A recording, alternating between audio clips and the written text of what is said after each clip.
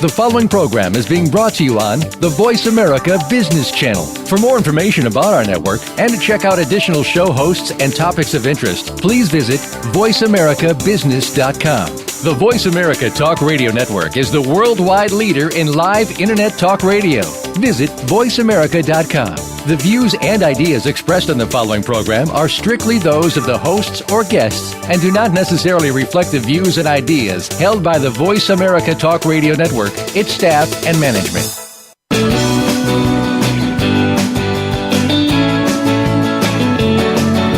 In the past few years, we've heard the term free agents and been told we would all need to become one in order to succeed. The recent economic structures have helped to promote this concept as reality. Where do we get the tools to take control of our career path in the present and future? Welcome to The Career Confidant with your host, Marie Zimenoff. Marie and her guest experts are here to provide you with the tools you need to move forward and achieve your career goals. Now, here is Marie Zimenoff. Welcome to The Career Confidant, and this is your host, Marie Zimenoff. And tonight, we are here once again, as we are every week, to talk about how you can take control of your career direction. One of the things that we know in the world today is that there's a lot more change, right? There's a lot more going on in the workforce in terms of companies moving around, people moving around. And with all of that change, you really need to have the tools to be able to manage your own career, to be that free agent. And, you know, when we hear that term, sometimes we think, well, I don't want to run my own business. And the idea behind the free agent is really that you are in charge of your own career. You may have a job, right, and be an employee, but in the world that we're in today, we have to recognize that that's not a forever relationship, and that we may need to very quickly be able to move on our own when things change. So each week, this show is really here so that I can share my experiences helping thousands of professionals so that you get good information and some tools to move forward in your career. And if you've been listening, you also know that I bring in some industry leaders. And last week, we were fortunate, just so blessed to have Barbara Safani with us to talk about Twitter and how we can use that to advance our job search or our career. And, you know, it's a big topic today in that job search framework in terms of social media. So we'll be coming back to some of the other social mediums as we go through the show. So if you'd like to take advantage of the opportunity to ask me a question today we're going to be talking about career change. And you can always call in live at 866-472-5790, or you can email me at Marie, M-A-R-I-E, at astrategicadvantage.com. And some of you have also started to post on the blog at getcareersmart.com. And so we welcome your comments and questions in any of those ways. And you may say, well, you know, we talked about career change before in the show. And before we talked about it in a very here's what you do to make a change kind of way, right? We were talking about the process and how you do research, how you decide what your focus is. Today I want to talk about something a little bit different. Today I want to talk about blizzards. And I don't know if you've ever been in a blizzard. I live in Colorado, and in Colorado we frequently get blizzards, not necessarily because it snows so much, but because you pair wind coming off the beautiful foothills by where I live with a certain amount of snow, and you get a nice blizzard, right? And you take a few steps or you're out in your car, and it's really easy to get lost or to not be able to see the road. And so when I'm thinking about blizzards, to me, that is a great analogy for the career change process. Whether we're thinking about making a change or we're unhappy where we are, and especially when we get laid off, we can feel like we're in that blizzard. We're uncertain. just kind of surrounded by whiteness and not sure where we're going to go. I worked with a lady once who was from Minnesota, and she told me that in Minnesota they have these lines that run from their house to the barn. And it's not a clothesline, although maybe it will be used for that in the summer. But the real purpose of that line is so that in the blizzards that they get, you can find your way from the house to the barn to take care of the animals, right? So they have this nice system set up to help you get there.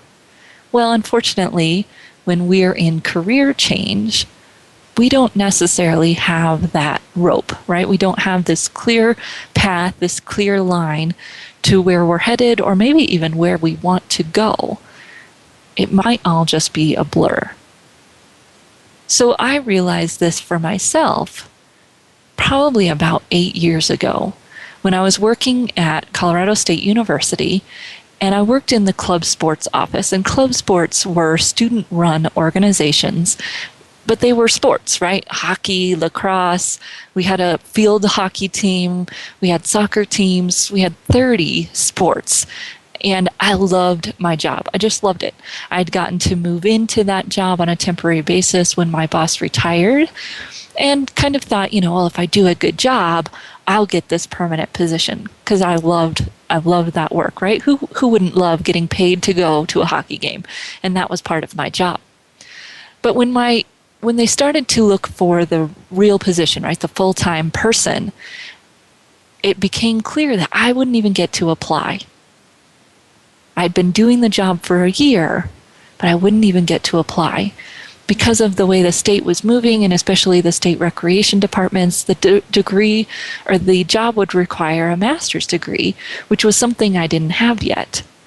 So I was faced with hiring someone to do this job that I loved, training her to do the job, and then unfortunately watching a few years later when she left, thinking, I would have stayed there forever. I would have just loved that job.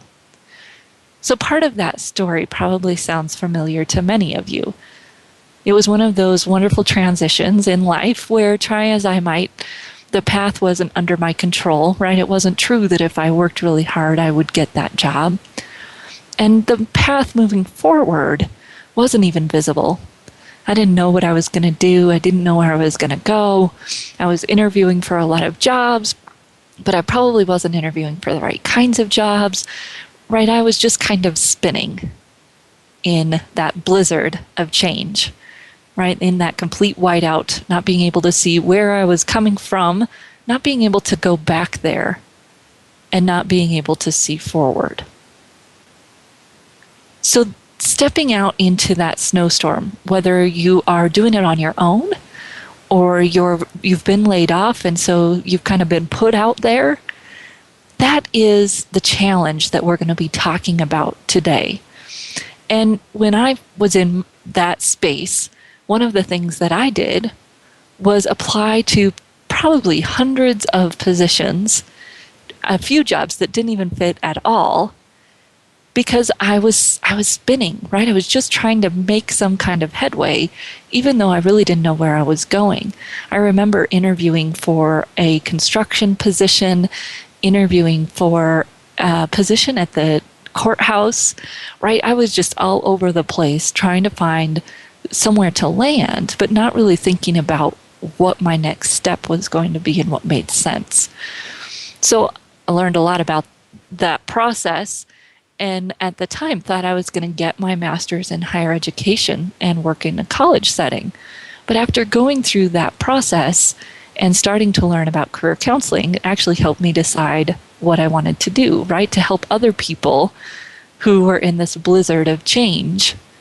Again, either because they can't see where they want to go, you're unhappy where you are, or you've been laid off, which is one of the hardest ones, and we'll talk a little bit about why that is. So tonight we're going to be talking about that change process and some of the phases that you might go through during that change process. And then we're going to talk a little bit about some of the keys that I've found going through that career change and being in the middle of the change blizzard, and some of the kind of words of wisdom for not running around like a chicken with your head cut off in the middle of the snowstorm, right? That's what we're trying to avoid in some ways, although some of it is maybe even necessary. So we'll talk a little bit about that. So part of what makes change more difficult sometimes is the difference between chosen and unchosen change. Pretty obvious what that means, right? If we choose to change, we choose to make a step, we choose to leave our job, it is a little bit easier. I don't know if it's a whole bunch easier, but it's a little bit easier just because we have that power from the very beginning. We have the power of I'm deciding to make this change.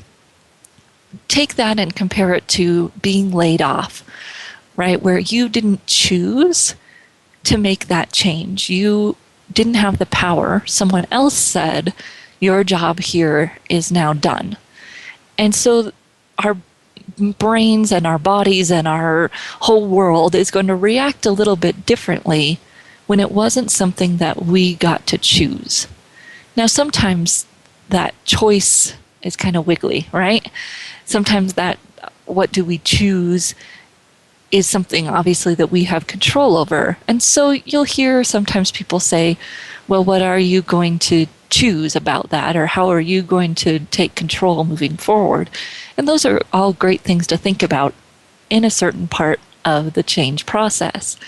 But I think it's first just realizing if this is something that I didn't choose, that makes a difference. And that's okay, right? We'll talk about that a little bit more. But then if we choose that change, sometimes that's can have some struggles too, right? You may be in a job right now that you hate going to work every day, or you just feel like you're done, or maybe even you're in an industry that you know is dying, you know it's going away, and so you can choose to leave it now instead of waiting. But there's still a lot of ambiguity. There's still a lot of other decisions that have to be made, and you're still in that blizzard of not being able to see what's next, mostly because you can't stay with what you know. And especially in our career world, well, and actually just in general, right? We don't like to change. Some people like to change more than others. But if your change readiness is low already, right? You don't go out seeking change, and this kind of change seeks you, or is facing you down for some other reason, like you really hate what you do, then there becomes kind of this push around how are you going to make a change? How are you going to do something different? And how are you going to leave what you've always known? So when we come back, we're going to talk through a few processes that help you during change, and then we'll get into some of the keys for a smoother transition. So we'll be back in just a few minutes.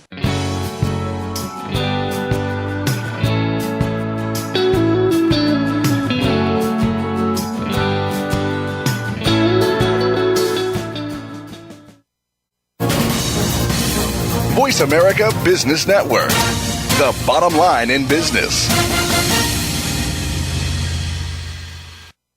You know that the career landscape has changed and that you need to be proactive about managing your career. You can have the foresight, skills, and confidence you need to take charge of your career and seize opportunities. A strategic advantage and career expert, Marie Zimenoff has helped thousands of leaders like you get focused, get found, and get hired. Visit getcareersmart.com to find out more. That's getcareersmart.com, or call 800-521-2080 to schedule your complimentary consultation. Calling all CFOs, finance, and risk professionals. Your call to action is to help your company achieve financial excellence. How? Master risk management, cost control, and strategic decision-making by implementing game-changing technology advances like mobile, in-memory, and cloud computing, and more. Where? Learn from top thought leaders each week on Financial Excellence with Game Changers, presented by SAP. Join us for Financial Excellence with Game Changers, presented by SAP, Monday at 1 p.m. Eastern, 10 a.m. Pacific Time on the Business Channel. Now you don't have to stay linked to your desktop or laptop. Take Voice America on the go and listen anywhere. Get our mobile app for iPhone, BlackBerry, or Android at the Apple iTunes App Store, BlackBerry App World, or Android Market.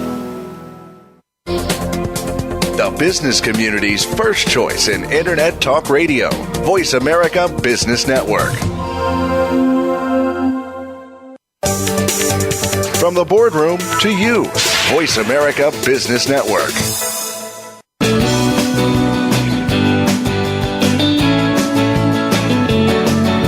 You are tuned in to The Career Confidant with Marie Zimenoff. If you have a question or comment for Marie or her guest today, please call 1-866-472-5790. That's 1-866-472-5790. You may also send an email to marie@astrategicadvantage.com. Now, back to The Career Confidant. Well, welcome back to The Career Confidant. And tonight we're talking about change and managing change. How do you work through, especially that career change? And we've talked a little bit about chosen versus unchosen change, right? Whether you are leaving a job on your own will and going somewhere new versus maybe getting laid off in an industry that's dying, or somehow having to make a change even though you'd really rather not. And thinking about change and how do you react to change usually?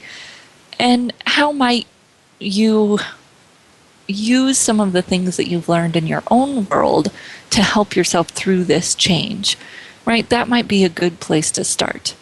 But then there are also a few change models to kind of put the change process in perspective and get us thinking about some process, right? Because change happens in a process. It has some kind of structure, and we may see it in a few different ways, so I'm going to provide you with a few different examples.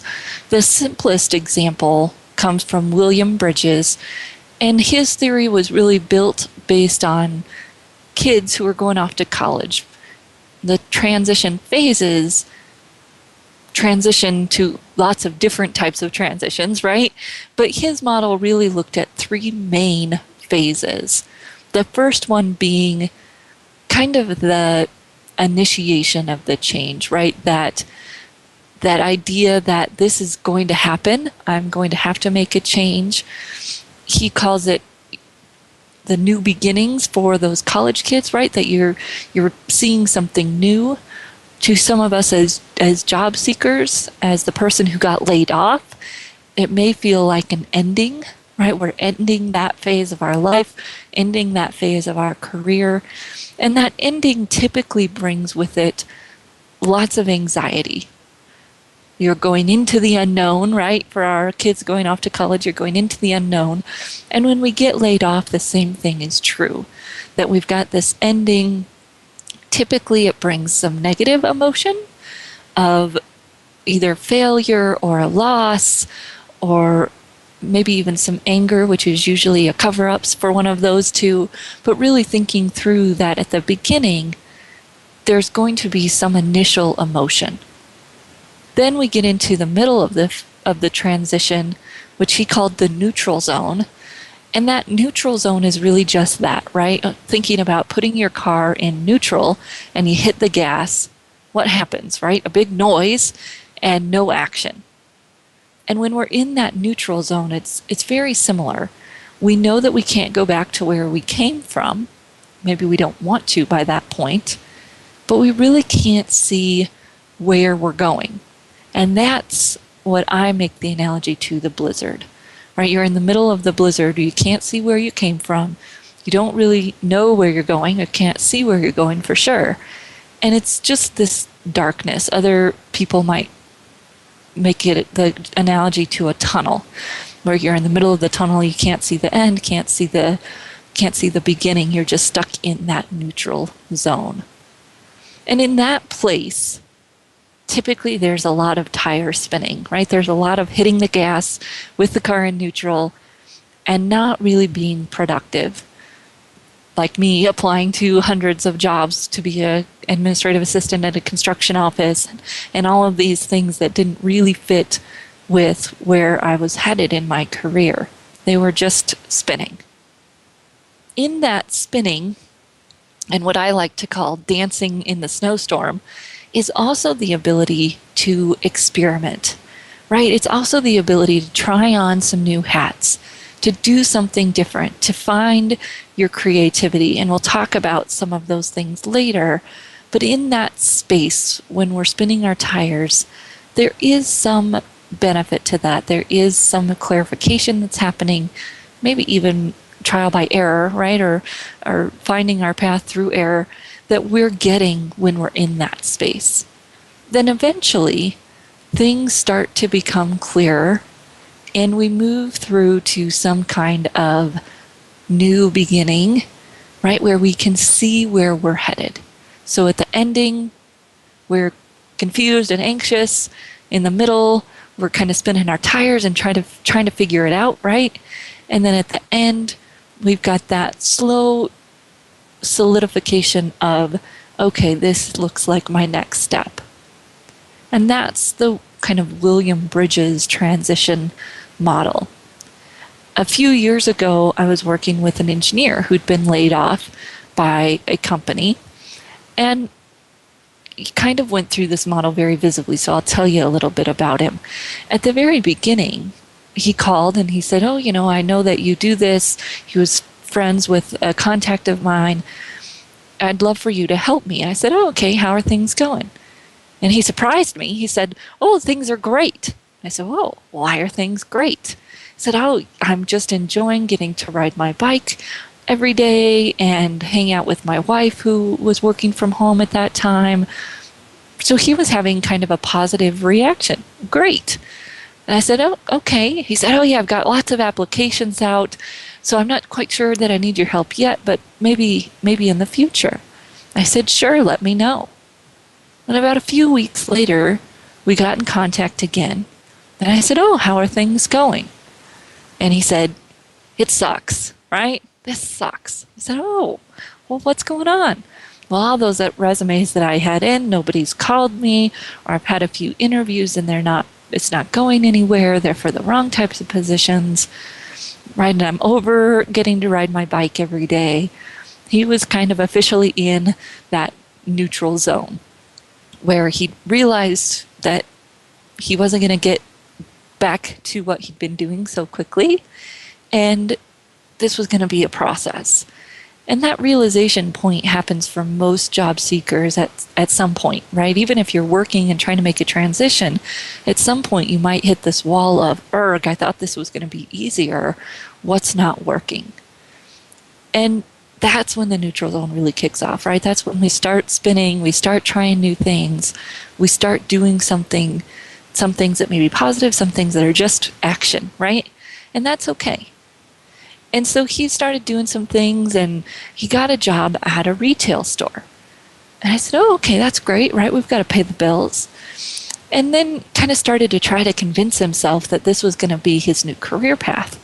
Well, we're talking about someone with an engineering degree working at a retail store. So I said, well, when you're ready to work on your engineering resume, I'd be happy to help you. Well, of course, a few months later, the idea of that career path had worn off, and we started working on his engineering resume. He got a job as a technician, right? So not quite back on the path where he wanted to be. Then got a promotion opportunity to move up, and then right before that happened, he got laid off again. Very quickly, he landed a job, a good quality management engineering type of job. That whole process took about 2 years. So it's one of the things, especially when we have an unchosen change, the process can take longer than we want it to, right? That process can eat away some of our life that we weren't expecting. We thought it happened faster. And on average, I find that people take about 1 month, a little over 1 month, to find a job for every $10,000 in salary they want to make. So if you want to make $700,000 $70,000 or $80,000 in salary, pretty average engineering salary, it's probably going to take you 7 or 8 months to find a job. Now, that's on average, because some people take longer, right? They're spinning their wheels, or they work somewhere else and take a break from the process, and that's all fine. And some people are going to go faster. But on average, you can expect to take a little over a month per 10,000 you want to make. Now, that's just the job search process. If you're looking at a career change, that process itself can take 6 months to a year to do the research, to figure out what direction you want to go, to really think about what your next step is going to be. And so if you're doing both, a career change and a job search, there may be a transition time there. And how are you going to finance that? What do you want to do during that time? All of those practical questions come up. But sometimes it's just nice for us to know that, hey, this is going to be a process. This might take a little bit of time for me to make this transition. So thinking about that transition model and where you might be, right? Are you still in the beginning of the negative or positive emotion, and maybe even a little bit of denial about how much that process is going to take? I think that was the case for this gentleman, this engineer, was that he thought it'd be a fast process, and hopefully it is for you. And then you might hit that neutral zone, right? Where you might have to spin your tires a little bit, more likely to hit that neutral zone for a longer time if you're making a transition. This engineer was trying to transition industries. And so that type of transition can add a little bit more time. If you're going from one job to the same kind of job, that might not happen as much, that spinning. That spinning may happen more in terms of your job search process and job search strategy, which, going back to listen to some of our job search strategy talks, might be helpful for. And then, the work into your new beginning may not be as straight as you want it to be, right? My contact had to get a job as a technician, try to work his way up in that organization as an engineer, and then make another transition. And part of the volatility in our workforce adds to that a little bit, for sure. And so we might need to be aware of that there may be a few steps to get to where we want to go, and that this position is going to repeat, right? Gotta love the shampoo bottles that say, what is it? Lather, rinse, and repeat. You're going to be doing that a lot in your career. This kind of change process is going to happen to you, or you might choose to do it for yourself more often than you did in the past. And if you're looking for a position for the rest of your career, probably not going to happen, right? They say the average right now is 5 years in a career or job, 5 to 7 years, and can be even less than that, 3 to 5 years in terms of changing jobs. So this is a process that you'll maybe be familiar with by the end of your career. How are you going to move through these phases of change, and how might you enjoy some of these phases of change? So we're going to talk about one other model quickly when we get back, and then go through some of the keys to making transition better for you, making it quicker, less painful, all of those things. So we'll be right back in just a few minutes.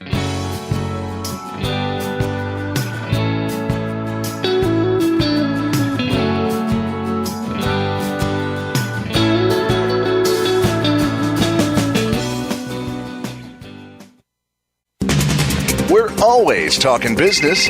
Talk to an expert. Call now toll free 866-472-5790. That's 866-472-5790. Voice America Business Network.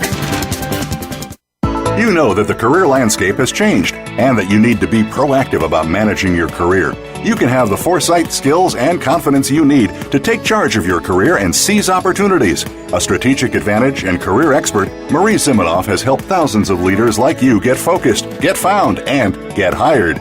Visit getcareersmart.com to find out more. That's getcareersmart.com, or call 800-521-2080 to schedule your complimentary consultation. What do business and sports have in common? Both are based on competition, and the goal of each is the same: to win. If you're in business, you need an edge over your competitors. You need to innovate and improve. You need to make adjustments to stay ahead of your competition. Tune in to The Business Locker Room with Kelly Riggs. Get the playbook and the coaching you need to improve your business performance. The Business Locker Room airs live every Monday at 4 p.m. Eastern, 1 p.m. Pacific on the Voice America Business Channel. Think you've seen everything there is to see in online television? Let us surprise you. Visit voiceamerica.tv today for sports, health, business, and more on demand 24/7. When it comes to business, you'll find the experts here. Voice America Business Network.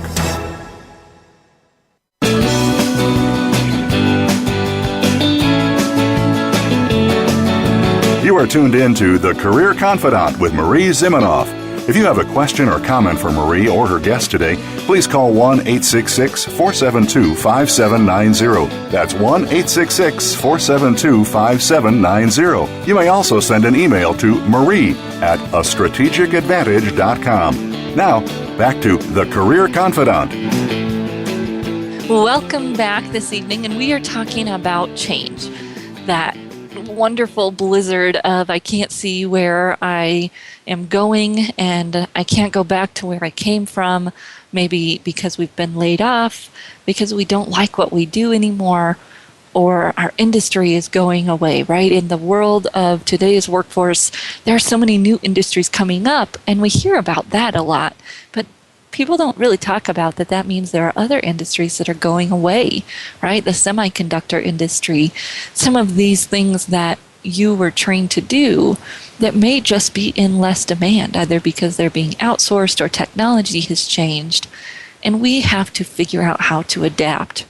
So we talked a little bit about William Bridges' change model, 3 stages, fairly simple: the ending, the neutral zone, and then the new beginnings, and moving through that. One of the other examples or structures that I like for change is called the change cycle. And you can find that at changecycle.com. And then you click on the change cycle and it pulls up this pretty little circle. And it's a little bit more grief-based.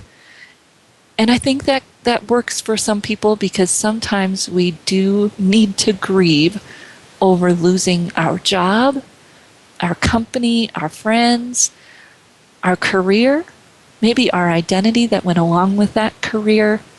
Right? If you've been working in a company for 30 years and they walk in and say, sorry, we've got to lay you off, happens probably every day. And we are going to grieve that experience if we are connected to that company, as we probably are after 30 years, right? Our friends are there. We may feel like it's our family. And we've had that job. Our identity has been connected to that job for 30 years or 15 or whatever it is. And so one of the things that bothers me about the career world is that our friends and family, well-meaning and good-hearted, say, oh, are you looking for jobs? When are you going to get a new job? How's that going? And sometimes that can be helpful, and sometimes it can be a little bit pressuring, right? I always tell people, when someone gets divorced, would you go up to them the next day and say, so, when are you going to get married again? Probably not. But we do that to each other with our jobs all the time, right? Well, are you out applying? Are you interviewing? Well, we may just need a break, right? We may just need a break. And sometimes we are afforded that break and sometimes we aren't, unfortunately. Either way, it's probably good for us to realize that grieving needs to happen, right? I don't know if you've ever met someone, or maybe you've experienced this yourself, where you had a loss in your life and you didn't get the opportunity to grieve, or maybe you didn't want to, and it kind of follows you around. I've seen people who've gone through layoffs, and maybe even 5 years later, they're still carrying something with them, right? Some of that resentment, or some of that even kind of built up idea of what that was, that the perfection of what that was. And if we don't grieve, a lot of times that will happen. Sometimes it'll even happen in an interview, right? I've seen that too, where people have emotion in an interview, or you can tell that they have a chip on their shoulder, and all of those things are going to hurt us moving forward. So the change cycle kind of talks about that loss, right? That fear, you might be paralyzed, and then we might move into some kind of doubt, skeptical, resistant, maybe even a little bit of that denial going on. Then we start to get anxious, right? And this kind of corresponds with William Bridges' neutral zone, where we're confused, we have anxiety, we're unproductive, and we're spinning our tires. Now, the change cycle talks about this danger zone, right? Where you can get stuck in that unproductive behavior, where you're doing things, but they aren't intentional. They don't really have that bigger picture purpose of, this is where I'm going, this is what I want to do, and so I'm taking these actions. And we can get stuck there for a while. And maybe listening to other people, maybe doing some of the things we're going to be talking about in a minute, help get us through that zone, danger zone, the change cycle calls it, to being energized, resourceful, right? Really being intentional and productive, and then moving into getting into where we want to go, making that change, and being satisfied. So that change cycle might be helpful for you if you're kind of feeling like, hey, this is me, I'm spinning my wheels. Maybe looking at that and thinking about, in what ways might I be able to move myself to the next stage, or maybe I skipped a stage and I need to go back and look at some of those things too, right? Why am I angry? How did this process work? Have I really had closure? Have I been able to say goodbye to the people that I worked with for 30 years? Some of those very simple things that you might want to do for yourself. So tonight I'm going to give you 5 things, and this is my 5-finger.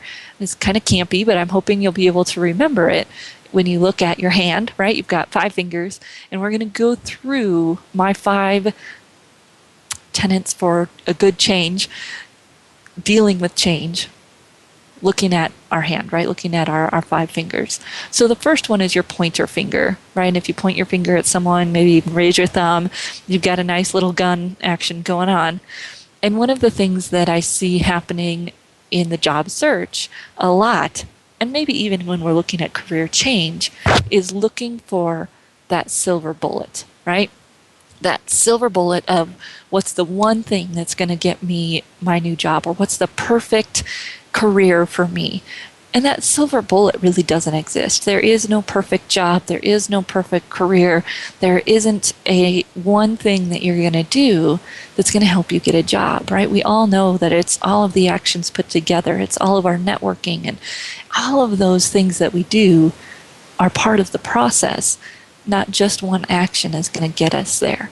One of the other things we might do with our smoking gun pointer finger is also be looking for the reason, right? What's that reason that I got laid off? What's that smoking gun of the why? And looking for why really is not going to be helpful for us in most cases. We might say, oh, I didn't do what I was supposed to do, didn't get the work done I was supposed to get done. A lot of times when we get laid off, there isn't one of those, right? There's just it just was the facts of life, the way the economy was going, or whatever it might have been. So we might need to stop looking for that smoking gun. So now we're going to move on to your thumb. And if you take your thumb and you kind of squish it down on a piece of paper, I see a lot of people do this, where they're trying to squish away feelings, right? I'm not mad. I'm not upset. I don't feel hurt. I don't feel anything. I am, man, hear me roar, especially you men types that I hear that from.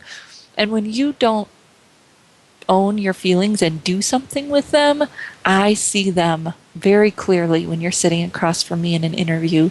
My recruiter friends see them very clearly when you're sitting across from them in interviews, right? It gets in your way if you don't admit that you have those feelings and find a way to deal with them in whatever way works for you, right?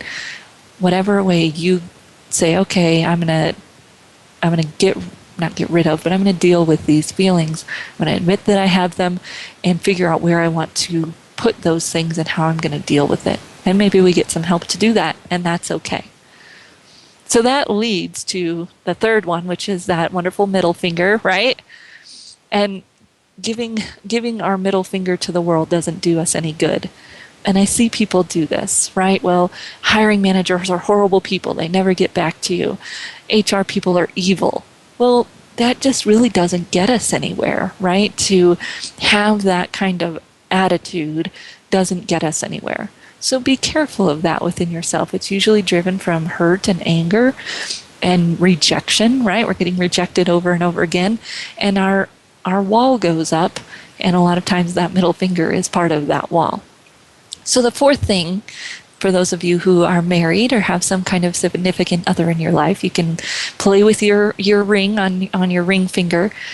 We can still commit to things that matter.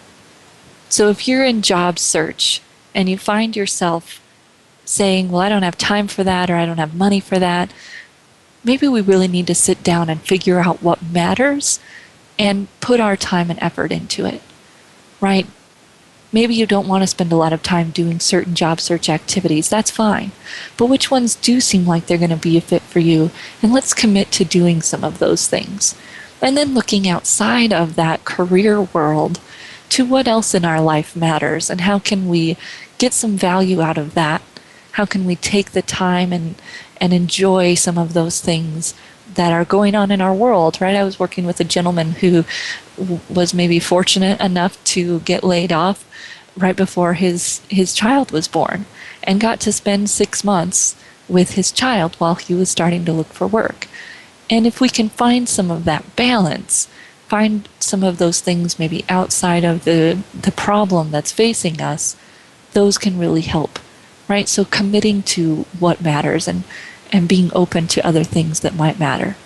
And then the fifth one, right, our nice little finger, make the little things count, right? What are you doing today that it may seem small, but are you doing it right? Are you doing it well? Right? Are you really paying attention to the little things? Paying attention to relationships, right? Sometimes relationships kind of fit in that little things category when we're looking for work, because we have a hard time focusing there. Well, I apply to jobs, I do those things that seem more productive, and I forget about the little people, the little things that might make a big difference. So when we're in change, those are my 5 things to think about, right? You got your pointer finger, stop looking for the silver bullet or the smoking gun.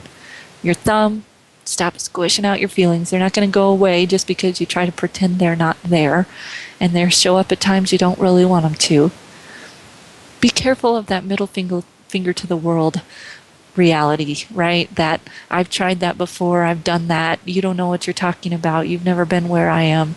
Some of that might be true, and having that attitude doesn't really help us. 4, commit to what matters. Where are you going to spend your money, your time?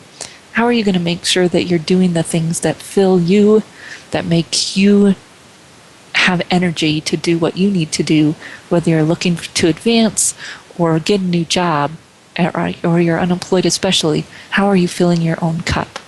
And then 5, those little things, right? Are you doing the little things well, whatever that means in your job search, the things that you tend to not pay too much attention to?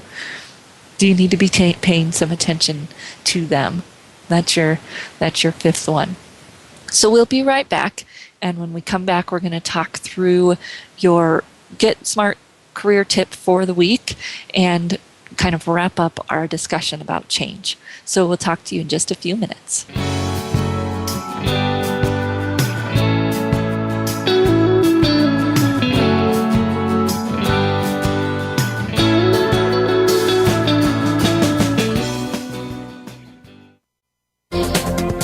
The business community's first choice in Internet Talk Radio. Voice America Business Network. You know that the career landscape has changed and that you need to be proactive about managing your career. You can have the foresight, skills, and confidence you need to take charge of your career and seize opportunities. A strategic advantage and career expert, Marie Zimenoff has helped thousands of leaders like you get focused, get found, and get hired. Visit getcareersmart.com to find out more. That's getcareersmart.com or call 800-521-2080 to schedule your complimentary consultation. If you've ever wanted to know the inner workings of how auctions work, you'll want to tune in to Ed Spencer's American Auction View. Auctions establish markets and commerce that affect everyone in our country. Whether it's land, real estate, livestock, automobiles, collectibles, or household goods, people are turning auction items into cash in nearly every business market in the world. You can find out more about this unique and engaging industry every Wednesday at 8 p.m. Eastern Time, 5 p.m. Pacific on the Voice America Business Channel. Voice America Business Network, the bottom line in business.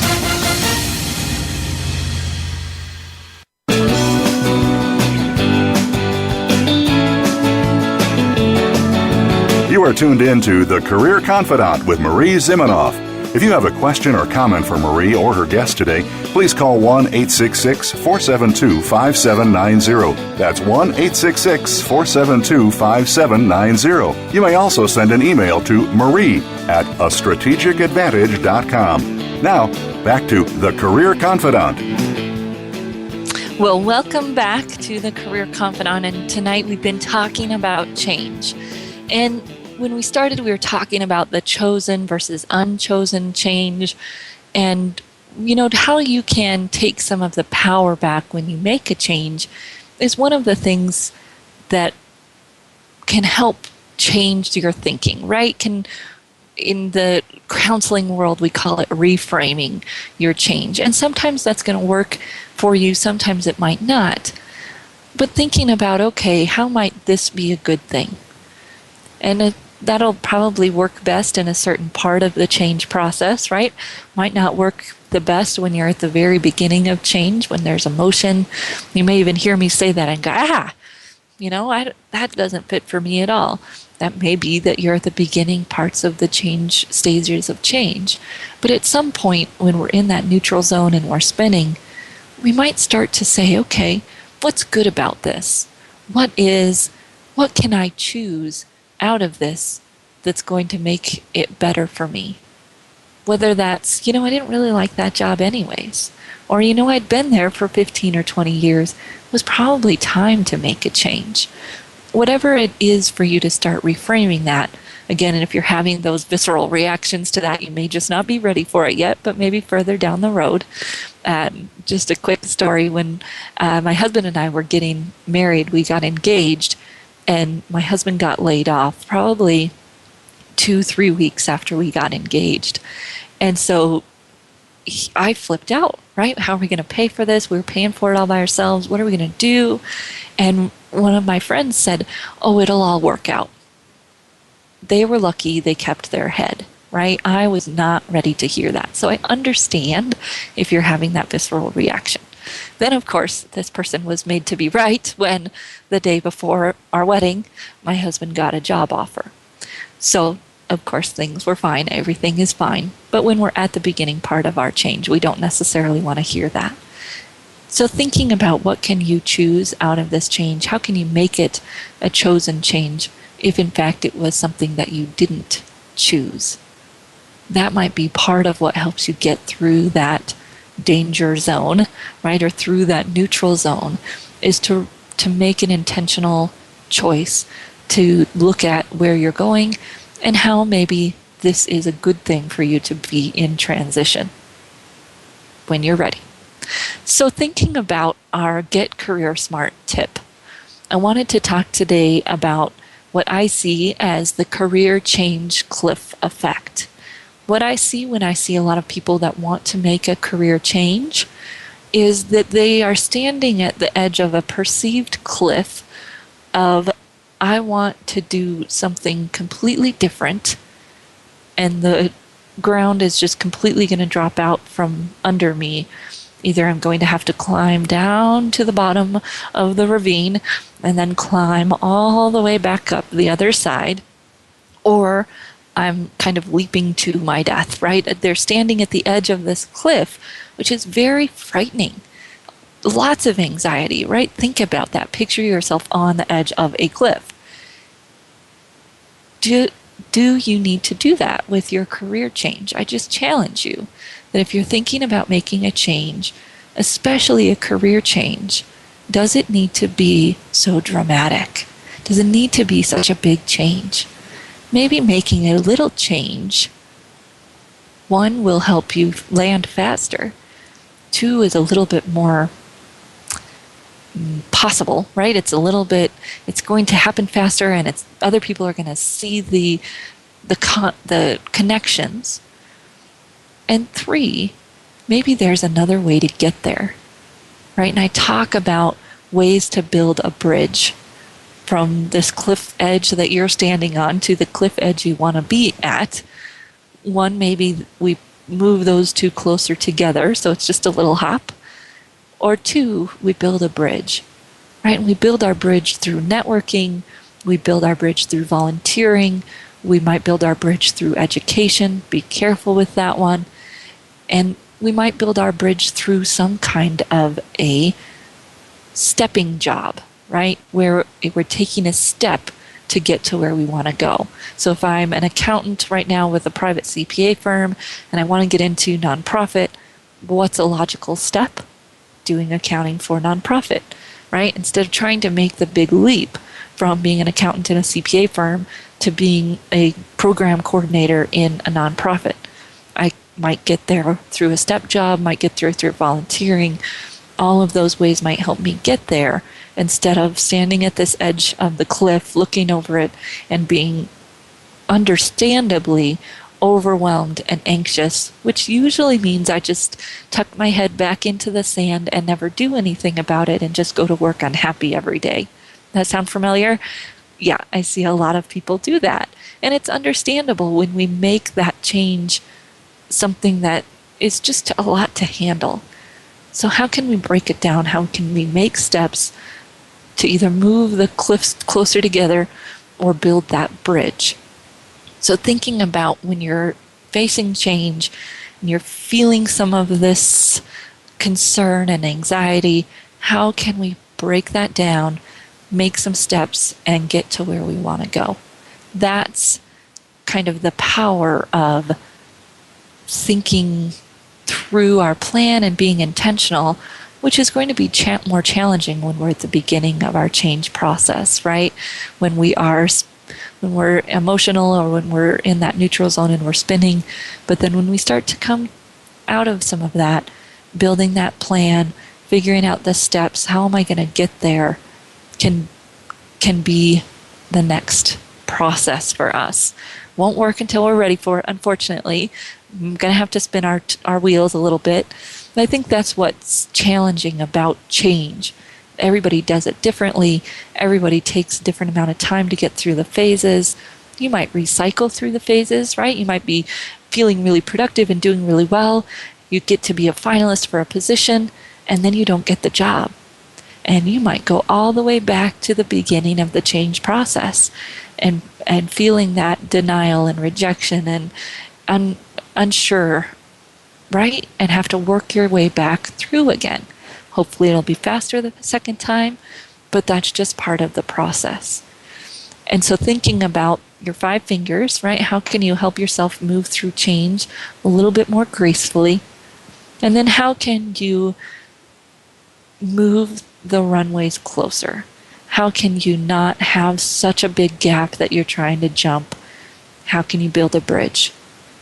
So when you're deep in this transition, right, you're in this blizzard of change, you can feel like you're walking in the right direction when maybe you're walking backwards or maybe you're just not going anywhere, right? You're in that spin. And today we've talked about the 5-finger reminders, talked a little bit about some of the change processes that can help you move forward and make a transition smoother.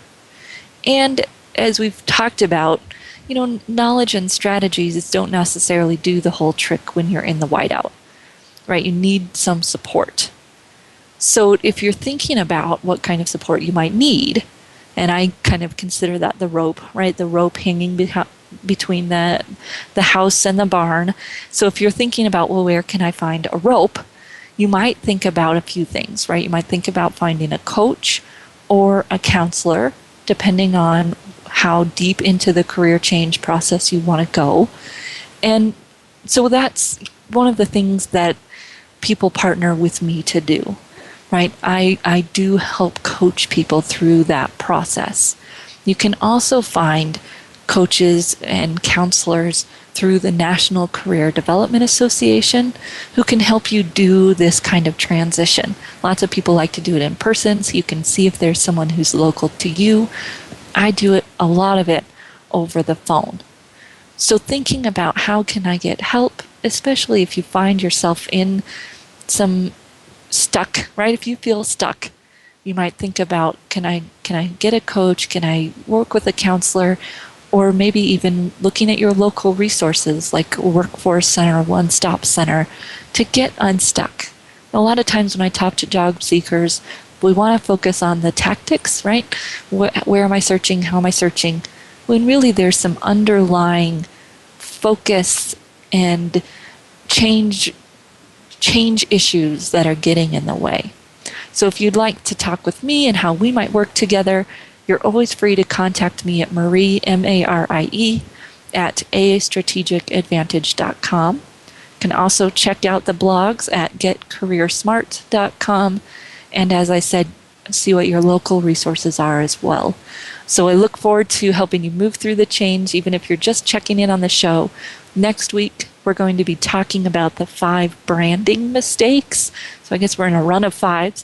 We'll be talking about the 5 branding mistakes that I see most people make and have a marketing expert who will be joining me next week. So I hope you'll tune in next week and get more tools to help move you forward in your career.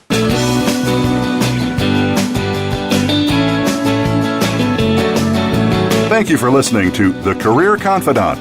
Marie Zimenoff will return again with another terrific guest next Monday at 6 p.m. Eastern Time, 3 p.m. Pacific on the Voice America Business Channel. Be sure to join us then.